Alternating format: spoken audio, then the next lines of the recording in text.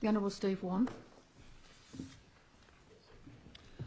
Madam Deputy President, I endorse the comments made by the Honourable Luke Foley earlier today in responding to this bill and indicating the opposition's position on this bill and in opposing the bill and opposing the government's amendments to the bill. This is legislation which demonstrates quite vividly the failure of this government to meet the promises that it made to the farmers of New South Wales. And it really is quite stark when you go back and look at, again, a point that Luke Foley made earlier on, where he talked about the fact that in opposition,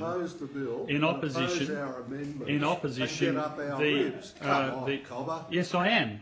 The leader of the government, can sit over there and pontificate about history of things and try and make his own political points, but he hates sitting there and taking it, and he will get some. So he better sit there and listen. The fact is, the leader of the government is one of the people who was out there raising expectations of people before the election. The leader of the government gave us earlier on his version of history when it came to this, and I'll come back to that a bit later on. But what we're seeing in this place here tonight is a very strong example of the National Party's failure. The Shooters and Fishers Party, I think, might be looking at a change of name soon, and I hear Country Party is vacant because they've taken over the role that the Country Party used to adopt in politics in New South Wales. And the National Party has simply vacated the field. Let's go back in history. Order. The Honourable Trevor Khan on a point of order. So far, this member has failed in any way to address the bill. I'd ask you to bring him back to the long title of the bill and make him in some way relevant to the debate before the chamber. Order. I remind all members that they need to be relevant to the bill, second reading. I'd also ask all members to allow whoever has the call to address the chamber without interjections. The Honourable Steve Whan. Madam Deputy President, I understand the sensitivity of the National Party members opposite. Point of order. Because in 2011... Order. The Honourable Trevor Khan on a point of order. He plainly is cavilling with your ruling. You've directed him to speak to the bill, and yet he can persist with the rubbish that he's been going on with. I ask you to draw him to order. Order. All members shall address the bill, but they shall also be allowed to finish their sentences. The Honourable Steve Whan. Thanks, Madam Deputy President. On ABC, in a debate in February 2011, which I had in the Monero electorate, John Barilaro, the now Minister, then National Party candidate, said, and I quote, that a National Party government was going to, and I quote, enshrine property rights so farmers can clear land without risk of being fined. Nationals' promise in February 2010. The Nationals' promise in February 2010 from Kevin Humphries. They would repeal the Native Vegetation Act after the 2011 election. We saw a series of over-the-top comments and promises from members of the Nationals who tried to make the people of rural New South Wales think that they would come in and completely remove this Act or completely change this Act. We have seen 3 years and 7 months of inaction from this government. We've seen them talk a lot today about the review which is currently underway. And as the opposition leader in the place said earlier today, we welcome the review. This legislation is now a decade more old. All legislation should be reviewed for its practical application and improved wherever possible after a reasonable period of time. And this legislation is no different to that. We saw the leader of the government earlier in this place say that of 2003 when he couldn't decide in his speech whether he was going to attack the New South Wales farmers or try and suck up. We saw him talk about how the New South Wales farmers endorsed the Native Vegetation Act in 2003, but the Nationals vehemently opposed it at the time. Well, yes, but back in the 1940s, they also vehemently opposed the Soil Conservation Service. You go back to Hansard of those days and you find Country Party members who then said, if it's good enough to manage the land that way in Britain, it's good enough here. What we have in the National Party is a party which has consistently had its head in the sand when it comes to the management of New South Wales resources. And before the last, and I'll put on record the comment from the Leader of the Government who says that I have my head up my arse. And I guess that'll give people an example of the sort of standards we get from this idiot opposite, who is happy before an election to go out there and try and curry favour with people over these issues and then do nothing. Order. The government weapon. Point of order. Order. Deputy President, I believe it is unparliamentary to describe another member in this chamber as an idiot. The honourable member should withdraw. Yes. Yeah, it is. All right. I withdraw, Madam President. The honourable. Thank you. The honourable Steve Whan. Call him mendacious. Call him a moron? But Order. oh, mendacious, okay. The Leader of the Government revealed, I think, probably without intending to, in one of his quotes from his speech earlier on, when he said how bad native vegetation was. Now, really, we find a Leader of the Government who is trying desperately to make up for his own party's inaction in this area over a period of The Honourable nearly Trevor 4 Khan years. on a point of order. Madam Deputy Chair, he still has not addressed the bill. Oh, come on, Order. aren't you listening? There is no point of order. There is no point of order. The Honourable Steve Whan.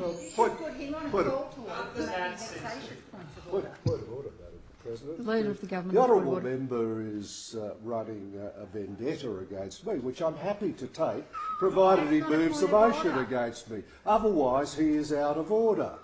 Oh, to the point of order, Madam. Hang on.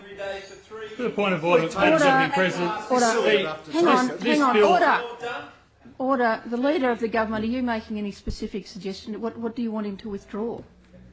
I didn't ask him to withdraw, but Madam President, if you're going to make personal imputations against someone, you Where's can the only, personal imputation, you can Duncan? only do You it dope. by an order into the substantive Parliament, motion. rather than addressing a second read to a bill. Order. I don't believe that the member has made imputations, but I'd suggest that he doesn't. The Honourable Steve Whan. No, Madam Deputy President, thank you for your ruling, because the Minister made a number of observations in his earlier speech on this bill where he was trying to convince this House and the farmers of New South Wales that in fact he does think that the government's making progress in this area when, quite frankly, they have failed entirely to live up to their pre-election promises on native vegetation. Failed entirely. Now, that's not surprising because, as the Leader of the Opposition said earlier today, reality suddenly hits when you get into government and you stop making the silly promises and comments the opposition at the time was making. We will, in New South Wales, always have some sort of regulation of land clearing. It's simply a matter of balancing the different needs of our environment and producers. Sensible producers recognise that. They recognise that we need to have legislation which, for those minority of people who do the wrong thing, ensures that they are not able to do that. They recognise that we will have a balance because in a democracy you have people on either side. And they'd also recognise, I think, that it's far better to have the community of New South Wales working with farmers on improving the environment and protecting the environment than having a slab of the community opposing what farmers are doing and being suspicious of what they're doing. Having good, solid native vegetation laws is actually something that helps our primary producers because it gives people confidence about land management. But yes, it is time to review those laws, and that's why Labor is comfortable with seeing government undertake a review, and that's why, as the Leader of the Opposition said before, we would be very happy in government to sit down with all parties, not just one party, but with all parties, to go through and see where we can be better in practice, where we can be more sensible. I've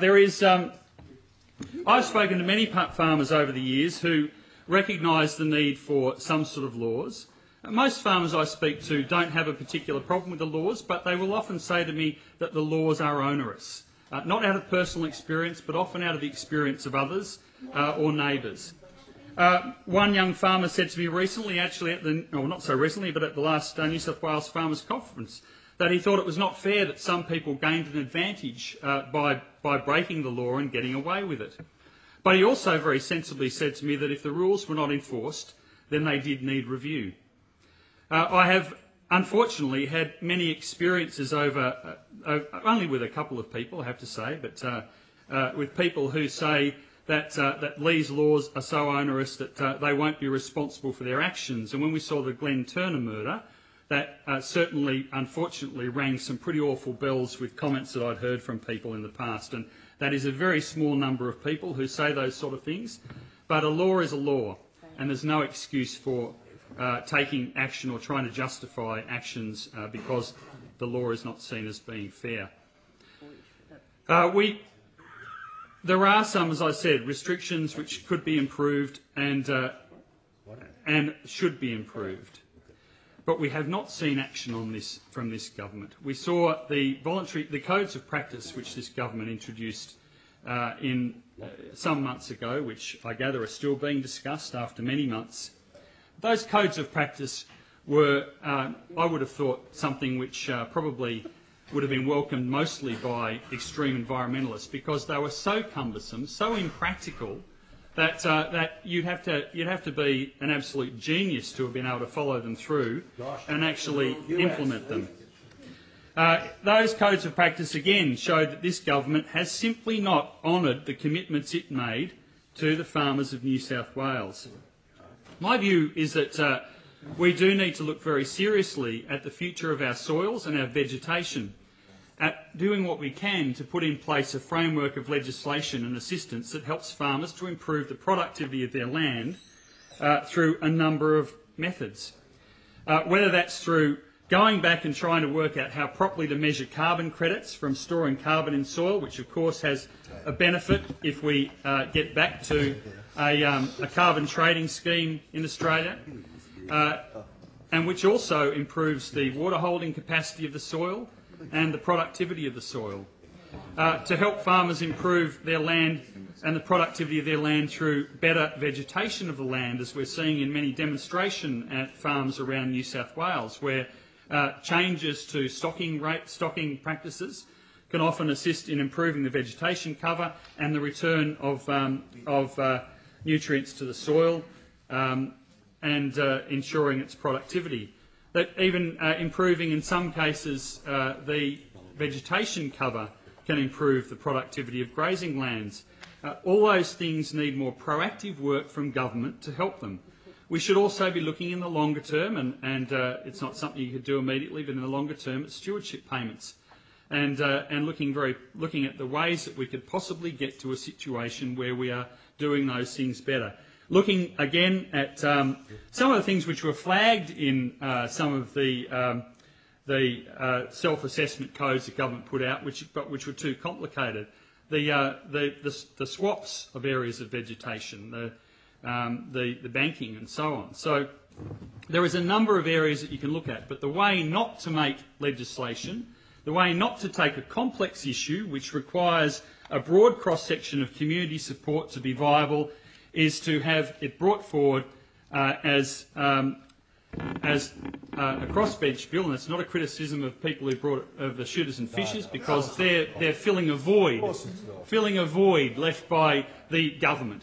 But the way not to do it is the way that we're seeing here, where you have a crossbench amendment bill brought forward. You have a government moving a whole host of amendments so that it looks like it's willing to support something, but in actual fact is essentially just saying, let's keep the holding pattern going because we still, after 3 years and 7 months in office, have not honoured our election commitments to actually do anything about this problem. And I go back, quite frankly, to the situation we have in country New South Wales, where we have a National Party in office here who have sold out farmers in the worst way that I have seen in New South Wales politics. We have them stand up here and pontificate in question time each day and at other times and go on about, oh, you people were worse. Well, look, the gutting we've seen of extension officers in this state, the disaster of the LLS, the abolition of in-drought subsidies, all things happening under the National Party watch, all things happening under the National Party watch. This is a party which has so comprehensively sold out the people who put it in this place that it should be embarrassed to even appear in this place and debate a bill like this. It should be embarrassed to stand up and do the silly points of orders that we saw earlier on. And frankly, the Shooters and Fishers Party could be quite justified in going out and naming itself Country Party as well, because it's taken on the mantle of the Conservative voice for Country New South Wales. Country Labor is more than proud to stand for the progressive voice of Country New South Wales. And as we'll see at the next election, as Country Labor comes back with seats in the lower house, we will see the progressive voice of Country New South Wales. I note the Country Green behind me, the solo Country Green behind me, seeking to interject. And I compliment the work he's been doing on Broken Hill Water, because it's a real shame that the government taking that isn't more seriously either. Order. I anticipate the points of order. If the member could the honourable member could restrict his comments to the bill before that. Of course, Madam Chair. But this National Party is a party which has comprehensively sold out and ignored the people who put it there. It pays lip service to being the party that represents Country New South Wales now. We have seen massive cuts in Department of Primary Industries. We're seeing bills being brought forward in this place after 3.5 years, and then expecting them to be passed in a short space of time, which have fundamental and far-reaching impacts on farmers in New South Wales. And yet we see those opposite who just go along with it. And we go back to the promises they made. The National Party in February 2010 was going to repeal the Act. In February 2011 was going to enshrine property rights so that farmers could clear land without the risk of being fined. Well, that was just lies to the people of New South Wales, and it was there just to gain votes, which the National Party didn't feel it could get otherwise, and it's been found out now. We won't be supporting this legislation, but the Shooters and Fishers Party has well and truly revealed the duplicity of the National Party in this Parliament. Madam Deputy